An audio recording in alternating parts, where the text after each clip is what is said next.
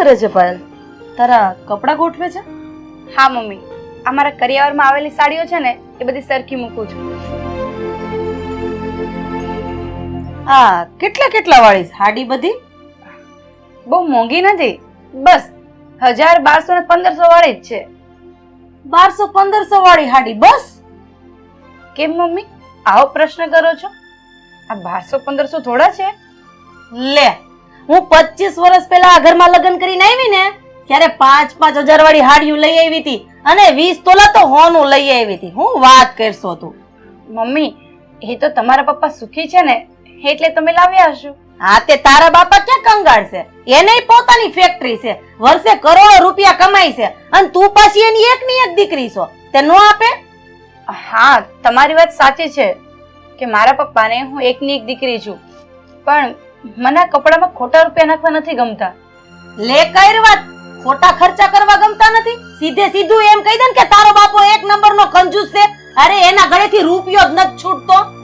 Mummy તમે છે ને મારા પપ્પા વિશે આવું એલફેલ ના બોલો.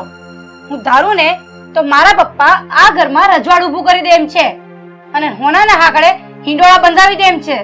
આવા છે મારા બાપા, સમજ્યા? હા, ઈ તો દેખાય જ છે, દેખાય જ છે. આ તારા ઉતરી ગયેલા ગાભા જોઈ કેટલો તારો બાપો ઉદાર છે ને. ઈ આવી મોટી બાપનું ઉપરાણું લેવા વાળી 1200-1500 વાળી હાડીઓ લઈ આવી. પોતાને તો બહુ રાજા રજવાડું છે ને એના જેમ બોલ્યા કરે છે. અહીંયા ખાવા ભલે ને ઘરમાં કાંઈ ના હોય.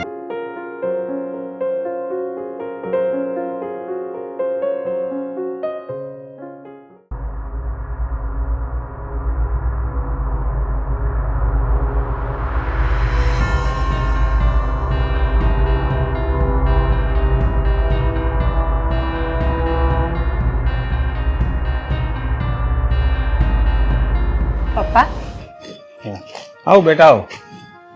હા હા, કેમ બેટા તું એકલી આવી? સાગરકુમાર નથી આવ્યા? પપ્પા મારે તમારું એક કામ છે. હા બોલ ને, શું કામ છે? પપ્પા તમે મને કરિયાવરમાં કાંઈ ઓછું નથી આપ્યું, મને કાંઈ ઓછું નથી આવવા દીધું, તો પણ આજે મારી સાસુએ મને સંભળાવી દીધું કે તારો બાપ આટલો મોટો એક કંપનીનો માલિક છે, તો પણ તને આવી 1000-1200 ગાભા જેવી સાડીઓ આપી. ભલે ને સંભળાવી દીધું બેટા, પણ તારે છે ને આ બધું મગજ ઉપર નહીં લેવાનું. એક બાપ પોતાની દીકરીને ગમે એટલું આપે ને, છતાંય સાસરિયામાં આવું કોઈને કોઈ એકાદ માણસ તો હોય જ છે કે જે આવું બધું બોલ્યા જ કરે. પપ્પા આ બધું છે ને બોલવું સહેલું લાગે છે, સાંભળવાનું નહીં. અને જ્યારે કોઈ મેળું મારે ને તો સીધું એ કાળજા પર વાગે છે. હા તો બેટા તું નારાજ થામાં. તું શું કરવા માંગે છે એ મને કે. પપ્પા હું મારી સાસુને જવાબ આપવા માંગુ છું, એને કહેવા માંગુ છું કે મારો બાપ કંગાળ નથી, એની પાસે હું જે માંગીશ ને એ બધું મને આપી શકે એમ છે. પપ્પા તમે મને 1 લાખ રૂપિયા આપો એટલે હું પણ મોંઘી મોંઘી સાડીઓ લઈને એને બતાવી દઉં કે મારી પાસે પણ મારો બાપ છે. બેટા આ ભગવાનની દયાથી મારી પાસે કરોડો રૂપિયાની સંપત્તિ છે અને આ બધું વાપરવા માટે તારી સિવાય બીજું કોઈ છે પણ નહીં. અરે 1 લાખ રૂપિયા શું, તું કહેતી હો ને તો હું તને અત્યારે 10 લાખ રૂપિયા આપું. પણ જો બેટા સાથે હું તને એક શિખામણ પણ આપું છું. કોઈની ચડામણીમાં આવીને આપણે આવા ખોટા પગલાં ન ભરાય અને આપણે આવા દેખાડા કરવાની કોઈ જરૂર નથી. નહીં પપ્પા, મારે મારા સાસુને સામે જવાબ આપવો જ છે. તમે મને 1 લાખ રૂપિયા આપો. ઠીક છે બેટા, તું બેસ, હું તારા માટે પૈસા લે.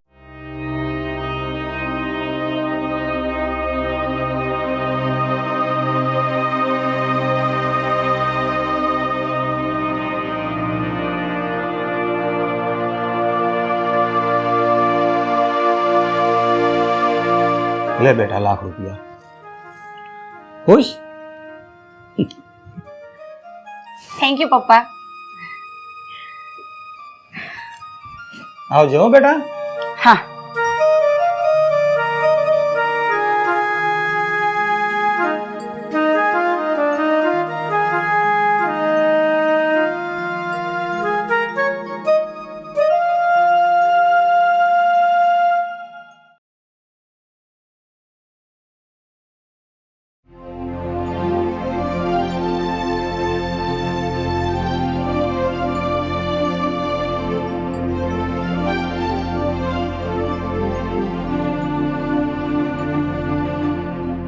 બહુ જ આવી નહીં. તો પપ્પા એ કહીને જ ગઈ છે કે એના પપ્પા ત્યાં જવાનું છે. કઈ હાલતું નથી. પાયલ, આ હવરની ક્યાં ગઈ હતી? આખું ઘર ફેંદી વળી છું. ક્યાંક જાતો કઈ તો જવાય કે ન જવાય? હું છે ને મારા બાપના ઘરે ગઈ હતી.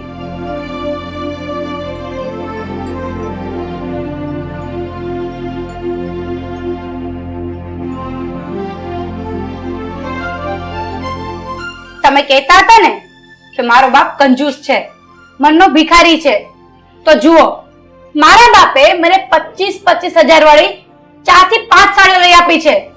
આજ પછી ક્યારે હવે બોલતા નહીં કે મારો બાપ કંજૂસ છે. જાને હવે જાતી હોય તો. રાધા, આ પાયલ પરણીને આવી એના જ પહેલો દિવસ છે અને હવારમાં તેને મેણું મારી દીધું કે તારો બાપ કંજૂસ છે. હા, તે મારે જ ને પેણા 1200 વાળી હાડી આપીને એ મોકલી દીધી છે. એના બાપને ઘરની ફેક્ટરી છે અને આપણા ઘરના મોભા પ્રમાણે એને દેવું તો જોઈ કે નહીં? અરે પણ રાધા, હું તને એમ કહું છું, આવી રીતે હામે ચડીને બધું મંગાય નહીં. આ પિયુષભાઈ ને સામે આપણી સાપ હલકી પડે એવી તને કઈ સમજણ પડે છે? આવું તને મેં કેટલી વાર સમજાવ્યું પણ તને તો કઈ સમજાતું જ નથી વાત. પણ હું છાપ મંડી પડ્યા છો. આમાં કઈ છાપ હલકી ન થાય. અને આમાં મેં વહુને કઈ ખોટું થોડું કીધું છે? મારી સામે લવારા કરો છો તે. પણ મમ્મી, તમારે પાયલને આવું બધું કહેવાની શું જરૂર હતી? ને આમ પણ પપ્પા સાચું જ કહે છે. મારા સસરાની આગળ તમે આપણા બધાની છાપ હાથે કરીને શું કામ હલકી કરો છો? તું તો સાનો માનો જ બેજો.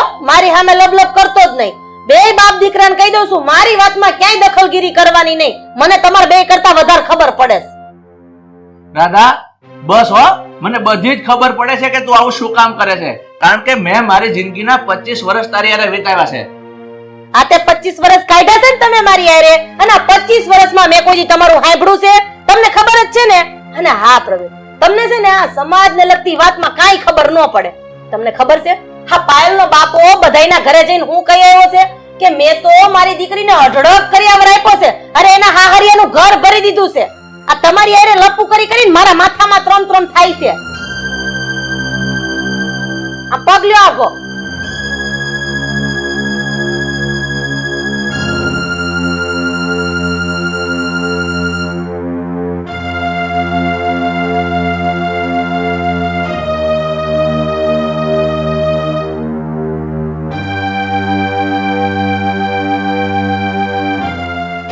આ હારી છે નહીં?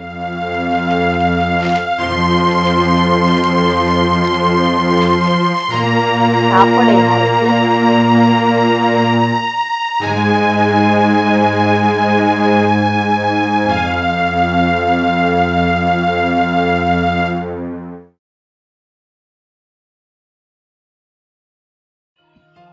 હા હલો. હા બોલો બોલો ભાઈ. હું અરે પાકું. અરે ભાઈ, તમારે 5 લાખ રૂપિયા દાન પેટે જ્યારે જોઈને ત્યારે લઈ જાજો. પણ એક વાતનું ધ્યાન રાખજો, જ્યારે સ્ટેજ ઉપર તમે આ સન્માન કરો ને મારું, ત્યારે એવું લાગવું જોઈએ કે 5 નહીં મેં 50 આપ્યા છે. બરાબર? હા તો વાંધો નહીં, આવી જ જાવ ને ભાઈ, તમારું જ ઘર છે.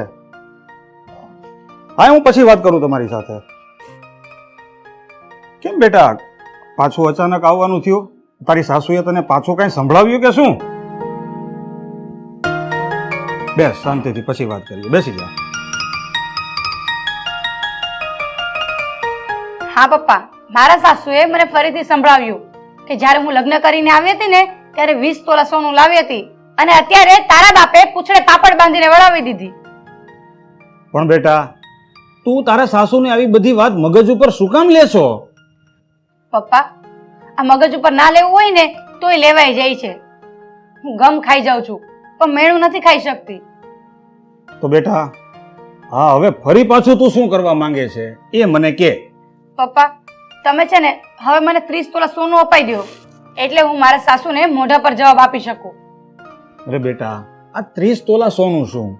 તું કહેતી હો ને તો હું તને અબઘડીએ 100 તોલા સોનું આપું. પણ તને ખબર છે આ તારી સાસુ તને આવું કહીને ઉચકેરે છે અને એ પોતાનું ઘર ભરી રહી છે. એ બધું મારે કઈ નથી સાંભળવું. મને પહેલા એટલું કહી દો, તમે મને સોનું આપો છો કે નહીં? મને ખબર જ છે બેટા, તું એમ નહીં માને. પણ કાંઈ વાંધો નહીં, તું નારાજ ન થા. આપણા મિત્રની દુકાન છે ને પેલી શોરૂમ, ત્યાં મારી સાથે ચાલ અને તને જે ગમે ને એ તારા હાથથી લઈ લે. બસ ચાલ, ઊભી થા. ચલો, તમારો મોબાઈલ તો લઈ લો. હા હા.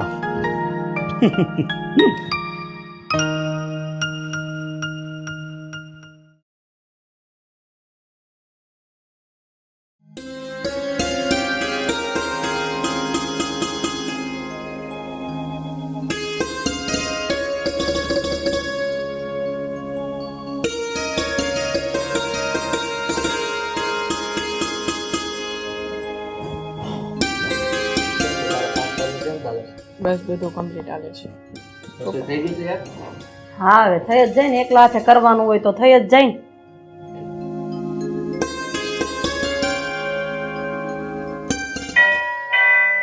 જાવ, મહારાણી આવ્યા, ખોલો દ્વાર ખોલો. હા મમ્મી.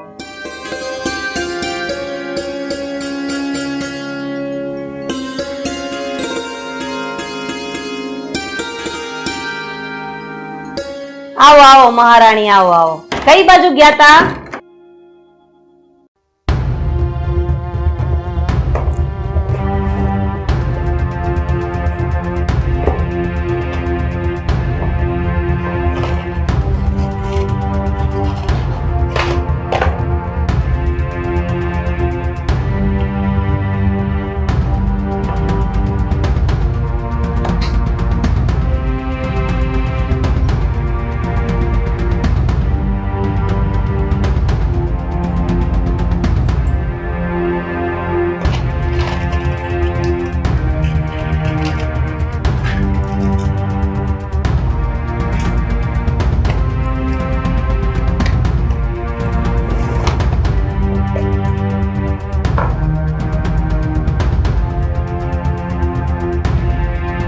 મમ્મી, તમે વાતે વાતે મને સંભળાવ્યા કરો છો ને કે તારા બાપે તને મામૂલી કરિયાવર આપીને પૂંછડે પાપડ બાંધીને ધકેલી દીધી છે. તો જુઓ, અત્યારે મારા પપ્પાએ ઊભા ઊભા મને 30 તોલા સોનું લઈ દીધું છે અને લગ્ન કરીને આવી ત્યારે 10 તોલા સોનું લાવી હતી, એટલે ટોટલ 40 તોલા થઈ ગયું ને. તમારા કરતા ડબલ.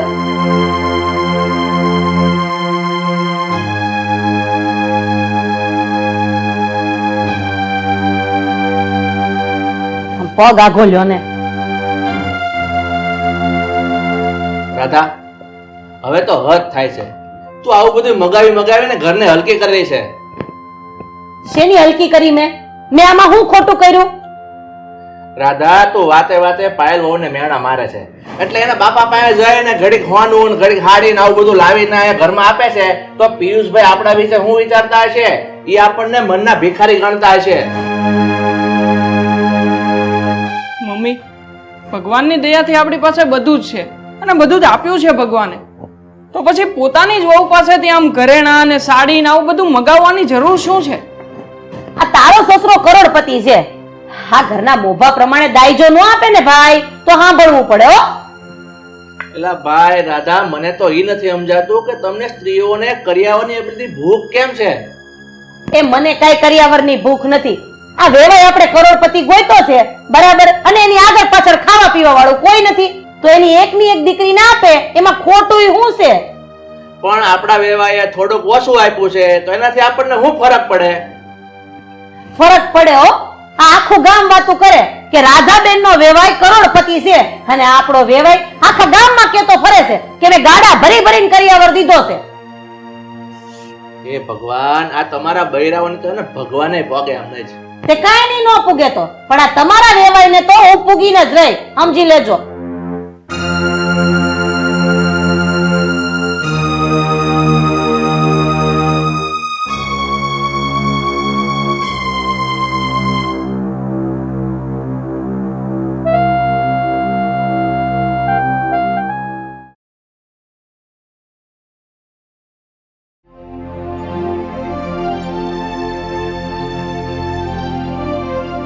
તમારા બે બાપ દીકરાએ મને તો સલાહ આપવાની જ નહીં, બરાબર છે? હું કરું ને હું ન કરું મને બહુ સારી રીતના ખબર પડે.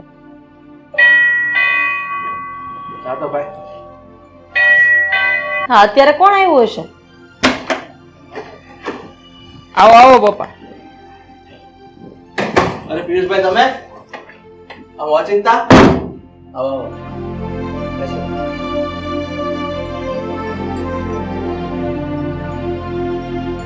ઓ પિયુષભાઈ કેમ આવું થયું?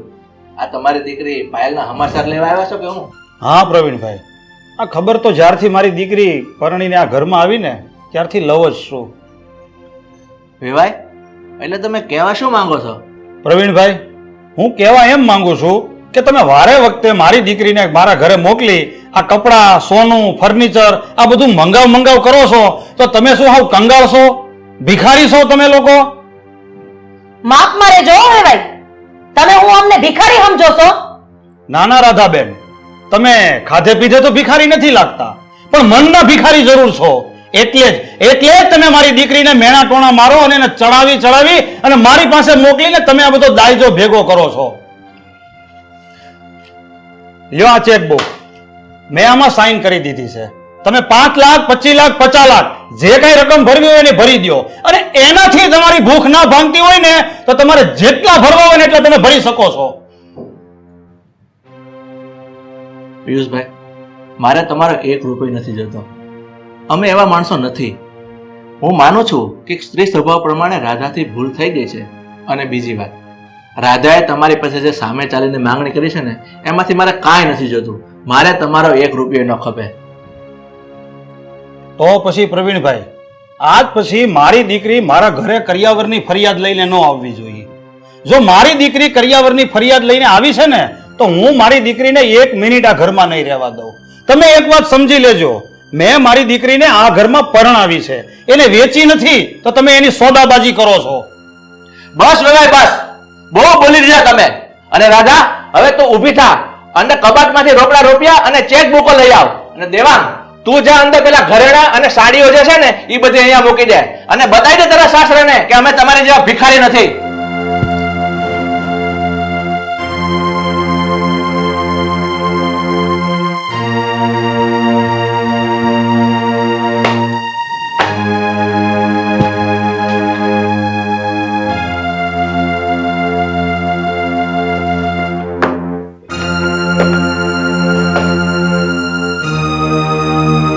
વેવાય, જોઈ લો આ ચેક બુકો અને આ રૂપિયા જેનો તમને બહુ ઘમંડ છે ને.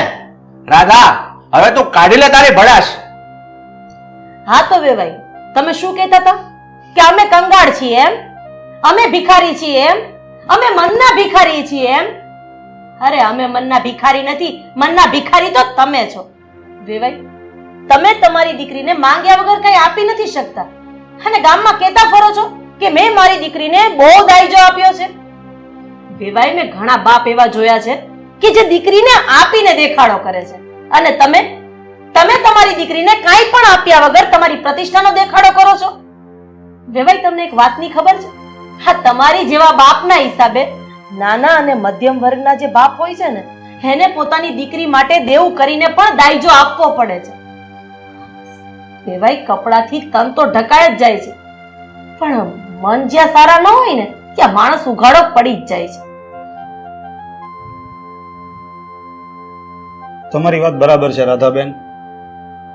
મારી પાસે ખૂબ મિલકત હોવા છતાં મેં મારી દીકરીને જે કાંઈ પણ આપ્યું છે ને એના કરતાં દુનિયામાં દેખાડો વધારે કર્યો છે. હું જાણું છું બેન કે મારી પાછળ મારી મિલકતનો વારસદાર મારી દીકરી સિવાય કોઈ નથી. છતાંય મારે જે કાંઈ પણ આપવું પડે ને એ હું આપવામાં નિષ્ફળ રહ્યો છું. પિયુષભાઈ, અમારો ઈરાદો તમને જલીલ કરવાનો નહોતો, ફક્ત ને ફક્ત તમને અરીસો બતાવવાનો જ હતો. હા ભાઈ, આમની વાત તદ્દન સાચી છે. દુનિયામાં ઘણા એવા મા બાપ છે જે બિચારા પહોંચી નથી વળતા અને દીકરીને દાયજો આપવા માટે એમને દેવું કરવું પડે છે, અને એ દેવું ભરી નથી શકતા અને છેલ્લે એને આત્મહત્યા કરવાનો વારો આવે છે. તમારી વાત બરાબર છે બેન. હું મારા વર્તાવ ઉપર ખૂબ શર્મિંદા છું.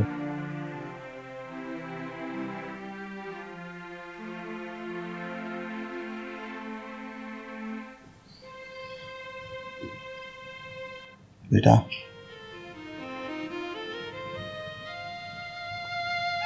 મમ્મી, તમે પણ મને માફ કરી દેજો. મેં જાણતા અજાણતા તમને ગમે તેમ બોલી ગઈ છું. તમારી સામે થઈ ગઈ હતી. મારી પણ ભૂલ છે. અરે બેટા, તું તો આ ઘરની લક્ષ્મી કહેવાય. તારે અમારી માફી ના માંગવાની હોય. અને વેવાઈ, આ દાગીના, આ રૂપિયા, આ કપડાં લત્તા અમારે શું કરવા છે? અમારે તો દીકરી ગણીએ તો એ ને વહુ ગણીએ તો એ. આની અમારે કઈ જરૂર નથી.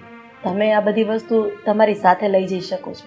ના ના બેન, કોઈ પણ બાપ એક વખત જે દીકરીને આપે ને એ ક્યારે પાછું ન લે. આ બધું જે કાંઈ પણ છે ને એ મારી દીકરી એને જમાઈ વાપરશે.